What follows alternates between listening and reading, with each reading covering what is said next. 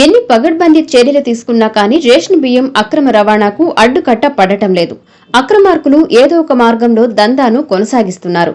మరి ఇదే క్రమంలో కావలిలో ఓ వ్యక్తి రేషన్ బియ్యాన్ని తరలిస్తుండగా విజిలెన్స్ అధికారులు రెడ్ హ్యాండెడ్ గా పట్టుకున్నారు. కావలి పట్టణంలోని జెండా చెట్టు సెంటర్ సమీపంలోని తోమటవారి వీధిలో తెల్లవారుజామున ఓ వ్యక్తి మినీ ట్రక్ నుంచి రేషన్ బియ్యం బస్తాలను దించుతుండగా విజిలెన్స్ అధికారులు సీజ్ చేశారు. సదరు వ్యక్తిని అదుపులోకి తీసుకుని కావలి 1 టౌన్ పోలీసులకు అప్పగించారు.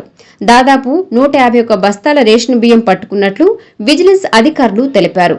కేసు నమోదు చేసిన పోలీసులు దర్యాప్తు ప్రారంభించారు.